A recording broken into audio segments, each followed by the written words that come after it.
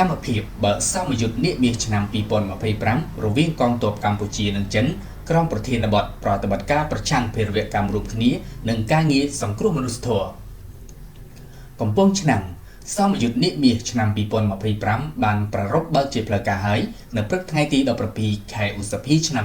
2025នេះនៅមជ្ឈមណ្ឌលហ្វឹកហ្វឺនកងរាជអាវុធហត្ថភ្នំជុំសែនរាជរីខេត្តកំពង់ឆ្នាំងក្រមអធិបតីភាពនាយឧត្តមសេនីយ៍វងពិសែនអគ្គមេបញ្ជាការនៃកងយុទ្ធពលខេមរៈភូមិន្ទនិងឧត្តមសេនីយ៍តូលីខ្វាងខុនឧបការីនីសេនាធិការតំបន់ភូមិភាគខាងត្បូងនៃកងទ័ពរំដោះប្រជាជនចិនដោយមានការចូលរួមពីកងយុទ្ធពលខេមរៈភូមិន្ទនិងកងទ័ពរំដោះប្រជាជនចិនជាង 2000 នាក់រួមជាមួយយុទ្ធបកយោធាទំនើបផងដែរក្រមប្រធានបទប្រតិបត្តិការប្រឆាំងភេរវកម្មរួមគ្នានិងការងារសង្គ្រោះមនុស្សធម៌សមយុទ្ធនាមាសលើកទី7នេះធ្វើឡើងក្នុងគោលបំណងអភិវឌ្ឍឲ្យកាន់តែស៊ីជម្រៅទំនាក់ទំនងនៃឧកិច្ចសហប្រតិបត្តិការយុទ្ធសាស្ត្រគ្រប់ជ្រុងជ្រោយក៏ដូចជាការផ្លាស់ប្ដូរបទពិសោធន៍ពីគ្នាទៅវិញទៅមក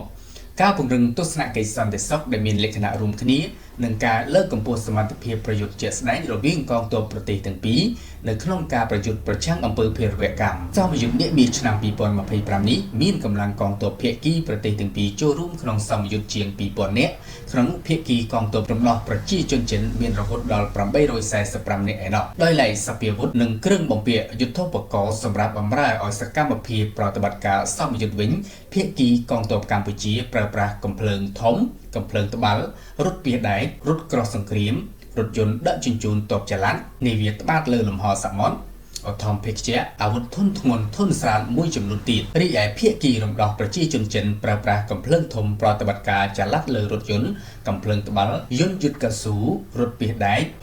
កកង់ច្រវាក់រថយន្តដឹកនាំបញ្ជា C5 គ្រឿងយន្តគ្មានមនុស្សបើកមនុស្សយន្តប្រភេទវាសកាត់ឆ្កែយន្តអធម្មភេកជ្ជៈនាវាចម្បាំង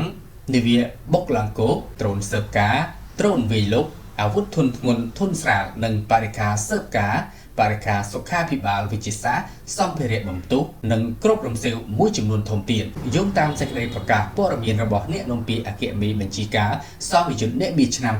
2025បានចែកចេញជាពីរផ្នែកទី1សមយុទ្ធលើគោកនិងអាកាសនៅមជ្ឈមណ្ឌលហ្វឹកហ្វឺនកងរាជអាវុធហត្ថភ្នំជុំសែនខេត្តកំពង់ឆ្នាំងនិងទី2សមយុទ្ធសមុទ្រនិងអាកាសនៅលើផ្ទៃសមុទ្រនិងដែនអាកាសកម្ពុជាក្នុងតំបន់ខេត្តព្រះសីហនុដោយមានការប្រើប្រាស់បញ្ញាសិប្បនិម្មិត AI ដែលឆ្លើយតបទៅនឹងការធ្វើទំនើបកម្មរបស់កងយុទ្ធពលខេមរៈភូមិន្ទនៃព្រះរាជាណាចក្រកម្ពុជា